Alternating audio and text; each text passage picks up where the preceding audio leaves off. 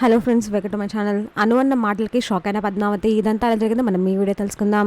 ఇంకా విక్కీ అయితే ఇంటికి వచ్చి గట్టిగా ఇలా అరుస్తూ ఉంటాడు. అందరూ ఒకసారి బయటికి రండి అని అరుస్తూ ఉంటాడు. దీనికి ఇంట్లో వాళ్ళందరూ వస్తారు. ఏమైంది విక్కీ, ఎందుకు అలా అరుస్తున్నావు అని. బాబు బారసాల కోసమని నేను 10,000 దాచిపెట్టి రూమ్ లో పెట్టాను, కానీ ఇప్పుడు ఆ మనీ కనిపించట్లేదు అని విక్కీ అంటాడు.